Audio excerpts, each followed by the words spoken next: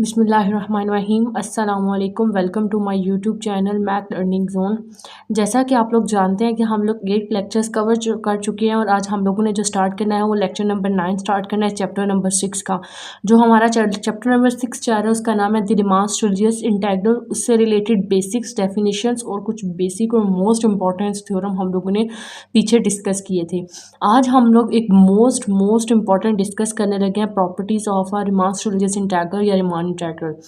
इसको डिस्कस करेंगे। इसमें से मिनिमम अभी 1 या 2 प्रॉपर्टीज़ पेपर में मस्ट आती है। ये मोस्ट इंपॉर्टेंट प्रॉपर्टीज़ है। हम लोग आज के लेक्चर्स में हम लोग 2 प्रॉपर्टीज़ को डिस्कस करेंगे। देन इंशाल्लाह हम लोग नेक्स्ट लेक्चर में हम लोग बाकी प्रॉपर्टीज़ को भी डिस्कस करेंगे। होप सो आप लोगों को प्रीवियस लेक्चर्स की समझ आ गई होगी। अगर किसी को प्रीवियस लेक्चर में कोई भी इशू है तो आप कमेंट सेक्शन में ज़रूर बताइएगा। अब हम लोग मूव करते हैं लेक्चर नंबर 9 की। जैसा कि मैंने आपको बताया, लेक्चर नंबर 9 में हम लोगों ने प्रॉपर्टीज़ डिस्कस करनी है। किस चीज़ की? द रीमान स्टूडियस इंटेग्रल्स की। प्रॉपर्टीज़ ऑफ इंटेग्रल यानी रीमान स्टूडियस इंटेग्रल की प्रॉपर्टीज़ को डिस्कस करना है। अब इसके स्टेटमेंट को ध्यान से समझिएगा। इफ़ अगर f हमारे पास रीमान स्टूडियस है, कोई भी फंक्शन f है वो हमारे पास क्या है? रीमान स्टूडियस है। कौन से इंटरवल पे? On interval a and b पे। अगर f रीमान स्टूडियस इंटेग्रल है देन c ऑफ f यानी c के साथ अगर किसी कांस्टेंट को मल्टीप्लाई करेगा तो वो भी हमारे पास क्या होगा? एक रीमान स्टूडियस होगा फॉर एवरी कांस्टेंट। ए से बी इंटीग्रेशन है C of F D of alpha is equals to किसके बराबर है? सी एक कांस्टेंट है, सी बाहर चला गया तो इंटीग्रेशन में अंदर ए से B F D of alpha बच गया। क्या है? अगर कोई भी फंक्शन एफ है, अगर वो रीमान स्टूडियस है इंटरवल ए एंड बी पे, तो अगर किसी सी के साथ किसी एफ को मल्टीप्लाई करते हैं तो वो भी हमारे पास क्या है? रीमान स्टूडियस है फॉर एवरी कांस्टेंट सी। और हम लोगों ने क्या प्रूव करना है कि ए से B integral C F D of alpha, C constant है, इसको बाहर निकाल दो, बाकी ए से B F D of alpha. अब हम लोग मूव करते हैं इसके प्रूफ की तरफ। प्रूफ में सबसे पहले वो स्टार्ट पे ये कह रहा है कि जो हमारे पास है एफ,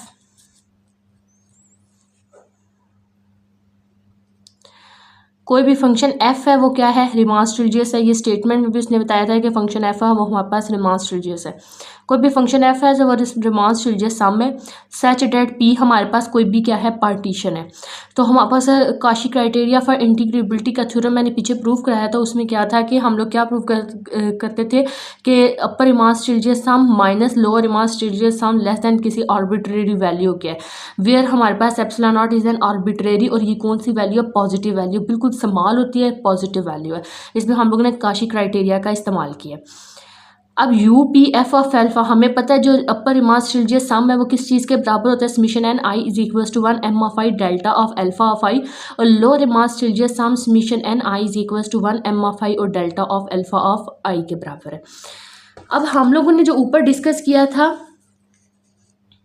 कि हमारे पास क्या है, अगर हम लोग किसी भी फंक्शन एफ को, एफ होता है वो रीमान स्टूडियस है, अगर उसमें हम लोग किसी भी सी को मल्टीप्लाई करते हैं, देखें अब यू पी, अब सी के साथ हम लोगों ने किसको मल्टीप्लाई किया था? F alpha minus L P C of F और अल्फा। अब देखिए हमारे पास summation N I is equals to 1 upper Riemann Stieltjes की क्या definition? M of I delta of alpha of I, क्योंकि इधर सी ऑफ एफ लगाया था इसलिए हमारे पास इधर सी कांस्टेंट आ गया। सिमिलरली इधर भी हमारे पास क्या है? सी कांस्टेंट था, इधर लोअर रीमान स्टूडियस सम है तो M of I delta of alpha of I के बराबर है। सी दोनों में सेम है, सी को हम लोगों ने कांस्टेंट निकाल दिया तो अंदर हमारे पास क्या रहेगा? Summation N I is equals to 1 M of I delta of alpha of I minus summation N I is equals to 1 M of I और delta of alpha of I के बराबर होता है इज इक्वल्स टू सी। अब हम लोगों ने ऊपर देखा कि जो हमारे पास अपर रीमान स्टूडियस सम होता है वो किस चीज़? इस वैल्यू के बराबर होता है, और लोअर रीमान स्टूडियस सम होता है वो इस चीज़ के बराबर होता है। तो इधर हम लोगों ने ये वाली चीज़ हमारे पास किस चीज़ के बराबर है? अपर रीमान स्टूडियस सम के, तो यहाँ हम लोगों ने you P F of alpha लिखा, और ये वाली लोअर रीमान स्टूडियस सम के तो इधर L P of F alpha लिख दिया। अब हमारे पास जो फंक्शन है हमारे पास ये सी एज इट इज़ का एज इट इज़, और इधर हम लोगों ने क्या लिखा था कि हमारे पास according to the Cauchy criteria for integrability कि अपर रीमान स्टूडियस सम में से minus lower Riemann Stieltjes sum करें तो हमारे पास less than value epsilon not यानी आर्बिट्रेरी वैल्यू आती है। तो इधर हम लोगों ने क्या लिखा दिया? लेस दैन आर्बिट्रेरी वैल्यू, और इसको हम लोगों ने लेट कर लिया किसी वैल्यू एप्सिलॉन 1 के बराबर है। तो इधर से हमारे पास ये प्रूव हो गया कि हमारे पास जो हमारे पास सी ऑफ एफ होता है वो भी किससे बिलोंग करता है? रीमान स्टूडियस सम से, रीमान स्टूडियस सम से बिलोंग कर रहा है। अब इधर थोड़ा सा ध्यान करिएगा, अगर हमारे पास अपर रीमान स्टूडियस सम है, ठीक है, U P C of F of alpha, अगर इसमें से सी को बाहर निकाल देते हैं और अंदर हमारे पास क्या आ जाता है U P F of alpha, ठीक है। सिमिलरली अब हम लोग ये अपर के लिए किया, अब हम लोग सिमिलरली क्या करेंगे, बल्कि इधर आए पहले। अब सबसे पहले हम लोग क्या करते हैं, अगर इस चीज़ का हम लोग इन्फिनिमम लेते हैं, इन्फिनिमम अपर इमेजिनरी सम का लेते हैं ना, तो infimum of U P C F of alpha, C similarly इधर से कांस्टेंट बाहर गया तो इन्फिनिमम किसका आ गया you P F of alpha. अब ये अपर इमेजिनरी सम के लिए किया, अब हम लोग किसके लिए करेंगे, लोअर इमेजिनरी सम के लिए। लोअर इमेजिनरी सम में हमारे पास क्या है कि L P C of F of alpha, C constant था उसको बाहर निकाल दिया, अंदर हमारे पास क्या बचा L P F of alpha. और अगर हम लोग लोअर इमेजिनरी सम का हम लोग क्या लेते हैं, सुप्रीमम लेते हैं, तो supremum of L P C of F of alpha, C अगर हम लोग क्या निकाल देते हैं, बाहर निकाल देते हैं, तो अंदर हमारे पास क्या बच जाता है supremum of L P of alpha. Hope so आप लोगों को इधर तक बात क्लियर होगी।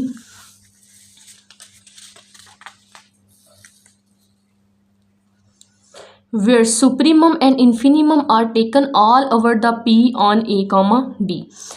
अब ये हम लोग अगर हम लोग इसका क्या कहते हैं सुप्रीमम लिया और इन्फिनिमम लिया, जब हम लोग किसी भी चीज़ का इन्फिनिमम लेते हैं तो उससे infimum of U P of F alpha upper इमास चिल्जियस इंटेग्रल के बराबर होता है, तो ये अपर इमास चिल्जियस इंटेग्रल आ गया C F D of alpha. Similarly इधर से भी सी कांस्टेंट था उसको बाहर निकाल दिया तो ए से B F D of alpha. Upper इमास चिल्जियस सम ए से B C F D of alpha, sorry अब नेक्स्ट इधर आए। अब ये हमारे पास क्या है लोअर रिमांड स्टिल्जियस कहते हैं, जब हम लोग सुप्रीमम लेते हैं लोअर रिमांड स्टिल्जियस सम का तो हमारे पास कहते हैं लोअर रिमांड इंटेग्रल आता है। तो ये लोअर रिमांड इंटेग्रल यहाँ पे सॉरी हमारे पास क्या है सी बी है, तो इधर क्या है हमारे पास ए से B C F D of alpha, C constant है वो चला जाएगा बाहर, ए से B F D of alpha. अब हमें क्या पता है कि लोअर रिमांड स्टिल्जियस इंटेग्रल और lower Riemann Stieltjes upper Riemann Stieltjes integral A से B C of F D of alpha और लोअर रिमांड स्टिल्जियस इंटेग्रल ये दोनों आपस में क्या होते हैं बराबर होते हैं। ये अपर के लिए लिया हुआ है और ये किसके लिए लिया हुआ है लोअर के लिए लिया है, ये दोनों आपस में क्या होते हैं बराबर होते हैं। फिर सिमिलरली हमारे पास जो ए से बी यानी सिंपल जो लोअर रिमांड स्टिल्जियस सम होगा कांस्टेंट वाली वैल्यू को छोड़ के वो हमारे पास ए से B F D of alpha is equals to sorry हमारे पास लोअर रिमांड स्टिल्जियस इंटेग्रल वो एफ डी ऑफ एल्फा। तो इधर से हम लोगों को क्या चीज़ क्लियर होगी कि हमारे पास ए से B C of F D of alpha किस चीज़ के बराबर है। अगर सी इसमें से कांस्टेंट बाय निकाल दिया जाए तो ये हमारे पास किस चीज़ के बराबर आता है ए से B F D of alpha के बराबर आता है। होप सो आप लोगों को इस बात की अच्छे से समझ आ गई होगी इस थ्योरम की। नेक्स्ट हम लोग मूव करते हैं थ्योरम नंबर 2 की तरफ। ये हमारे पास हम लोग क्या डिस्कस कर रहे हैं properties of a Riemann Stieltjes integrals की प्रॉपर्टीज को डिस्कस कर रहे हैं। अब प्रॉपर्टी नंबर 2 की स्टेटमेंट को अच्छे तरीके से अंडरस्टैंड करें। कहता है कि अगर हमारे पास इफ़ f1 है कोई भी फंक्शन f1 है वो बिलोंग करता है रिमांड स्टिल्जियस इंटेग्रल से रिमांड स्टिल्जियस से, एंड f(2) है वो भी बिलोंग कर रहा है Riemann Stieltjes integral on the interval a and b पे। देन हम लोग अगर f1 को प्लस करते हैं f2 के साथ प्लस करते हैं तो हमारे पास क्या आता है रिमांड स्टिल्जियस आ जाता है। ठीक है, अब क्या कहते हैं एड a से b f1 plus f2 d of alpha. अगर कोई भी दो फंक्शन f1 एंड f2 दोनों रिमांड स्टिल्जियस होते हैं, अगर उन दोनों का सम में वो किस चीज़ के बराबर होता है उनके ऊपर इंटेग्रल अलग से रख जाते हैं तो f(1) d of alpha plus f(2) d of alpha के बराबर होता है। और ये हम लोगों ने इस चीज़ को क्या करना है प्रूव करना है। सबसे पहले हम लोग प्रूफ की तरफ मूव करते हैं। कहता है कि इफ़ अगर हमारे पास f is equals to f1 plus f2 कोई भी फंक्शन f है वो किस चीज़ के बराबर है f1 प्लस f2 के बराबर है और p कोई भी पार्टीशन है। ठीक है, और m ऑफ i के ऊपर सिंपल से उसने छोटी सी डैश लगाई है प्लस m ऑफ i के ऊपर double dash less than m of i less than capital m of i less than capital m of i dash plus capital m of i double dash के बराबर है। अब इधर ये सब कुछ का ये ध्यान से अंडरस्टैंड किया करिएगा। फिर हम लोग होता है जो small of m of i होता है वो किस चीज़ के लिए इस्तेमाल करते हैं इन्फिनिमम के लिए इस्तेमाल करते हैं, और कैपिटल m ऑफ i हम लोग किस चीज़ के लिए इस्तेमाल करते हैं सुप्रीमम के लिए इस्तेमाल करते हैं। कहते हैं वेयर ये सारी वैल्यूज़ लिखे कहता है कि आर बाउंडेड ऑफ किसके बाउंडेड है f1 and f2 f respectively कौन से interval x of i dash से x ऑफ i के। कहता है multiply throughout by delta of alpha of I and adding for inequalities for I is equals to 1 2 3 we get. अगर हम लोग क्या करते हैं ध्यान से देखिएगा, ये हमारे पास क्या है, अब ये जिसके ऊपर सिंगल डैश लगी हुई है ये हम लोगों ने किसके लिए लिया फंक्शन f1 के लिए लिया। फंक्शन f1 के लिए ये हम लोगों ने क्या लिया, इन्फिनिमम लिया है। फंक्शन f2 के लिए हम लोगों ने ये क्या लिया है, डबल डैश शो कर रहे हैं कि f2 का, तो f2 के लिए हम लोगों ने ये इन्फिनिमम लिया है। ये इन्फिनिमम हो गया, ये सुप्रीमम हो गया। ये सुप्रीमम जिसके ऊपर 1 डैश है ये f1 के लिए होगा, और जिसके लिए डबल डैश है ये किसके लिए होगा, f2 के लिए होगा। Is it's clear?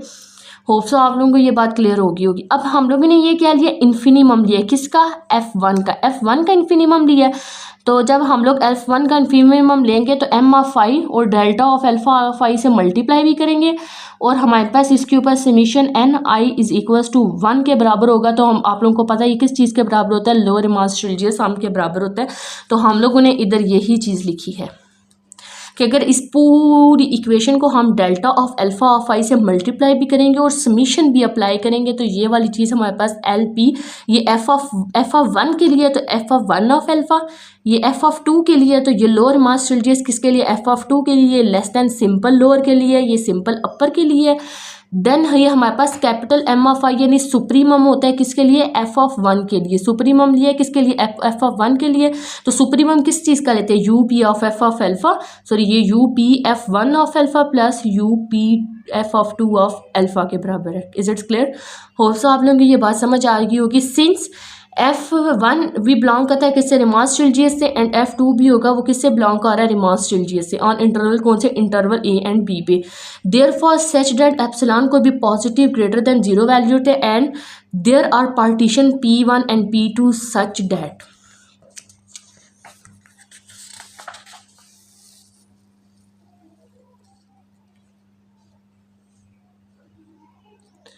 अब ये अपर रिमान, अगर हम लोग क्या कहते हैं कि अगर अपर रिमास ट्रिलजियस जो फंक्शन f1 के लिए और लोअर रिमास ट्रिलजियस फंक्शन f1 के लिए वो लेस देन किसी वैल्यू एप्सिलॉन नॉट किया है f1 फंक्शन के लिए, और ये किस चीज़ के लिए, f2 फंक्शन के लिए अपर रिमान, और सॉरी यहाँ पे हमारे पास क्या आता है, लोअर आता है।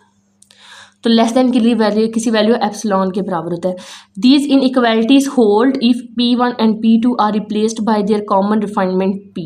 Form equation number 2, equation number 2 से हम लोगों ने क्या किया है कि हमारे पास क्या चीज़ है, एक हमारे पास p1 के लिए, एक p2 के लिए, दरम्यान में माइनस का साइन है, और एक हमारे पास, यानी हम लोगों ने ऐड किस किस को दिया, इन ये जो हमारे पास दो इक्वेशन इनको आपस में ऐड किया, you P F 1 of alpha को ऐड किया U P 2 F of alpha से, दरम्यान में साइन किस चीज़ का था, माइनस का, ये माइनस आ गया, और L P F 1 of alpha को प्लस किया है L P F of 2 of alpha से, और लेस देन एप्सिलॉन में जब एप्सिलॉन प्लस होगा तो वो कितना बन जाएगा, 2 एप्सिलॉन। यूजिंग इक्वेशन नंबर 1, तो जब हम लोग इक्वेशन नंबर 1 को यूज़ करेंगे तो हमारे पास अपर रिमास ट्रिलजियस इंटू सम माइनस लोअर रिमास ट्रिलजियस सम लेस देन किसी वैल्यू 2 एप्सिलॉन नॉट के, विच प्रूव डैट कोई हमारे पास फंक्शन एफ होता है वो रिमास ट्रिलजियस होता है on the interval A and B पे with the same partition P we have. अगर अपर रिमास ट्रिलजियस सम किस चीज़ के बराबर होता है, अपर रिमास ट्रिलजियस सम हमारे पास होता है ए से B F 1 D of alpha के बराबर होता है। हमारे पास हमें पता है कि हमारे पास U P F of alpha ये किस चीज़ के बराबर होता है, ए से B F D of alpha के बराबर होता है, ए से B F D of alpha के बराबर होता है। लेकिन जब हम लोग इसमें कोई भी वैल्यू एप्सिलॉन ऐड करते हैं तो ये क्या हो जाती है, हमारे पास लेस देन हो जाती है, ये हमारे पास क्या हो जाती है, लेस देन हो जाती है। इसी तरह अगर हम लोग P2 के लिए करेंगे तो यहाँ पे हमारे पास फंक्शन क्या आ जाएगा, F2 आ जाएगा प्लस एप्सिलॉन नॉट आ जाएगा। अब अगर हम इन दोनों इक्वेशंस को आपस में ऐड करते हैं, एडिंग टू इक्वेशन, तो हमारे पास क्या आ जाता है, ए से B F D of alpha less than U से P f D of alpha less than किसके वाले का, एक हमारे पास ए से B F 1 D of alpha है, और एक हमारे पास क्या है, ए से B f 2 d of alpha, और एप्सिलॉन में जब एप्सिलॉन प्लस किया तो हमारे पास क्या आ गया, 2 एप्सिलॉन आ गया। Where epsilon is an arbitrary we conclude that, हम लोगों ने क्या कंक्लूड किया कि ए से B F D of alpha है वो लेस देन है ए से B F 1 D of alpha plus a से B f 2 d of alpha. Similarly if we consider the lower sum we arrive that कि हमारे पास ए से B F D of alpha वो ग्रेटर होता है किससे, ए से B F 1 D of alpha plus a से B f 2 d of alpha के। तो इन दोनों, अगर हम लोग इन दोनों इक्वेशंस को आपस में कंबाइन करते हैं, कंबाइन करके हम लोग चेक करेंगे कि हमारे पास ए से B F D of alpha किस चीज़ के बराबर होगा, ए से B f one d of alpha plus a से B f one d of alpha plus a से B f two d of alpha के बराबर है। होप सो आप लोगों को इन दोनों प्रॉपर्टीज़ की अच्छे से समझ आ गई होगी। अगर किसी भी जगह पे कोई कन्फ्यूजन है तो मुझे कमेंट सेक्शन में ज़रूर बताइएगा। Thank you so much.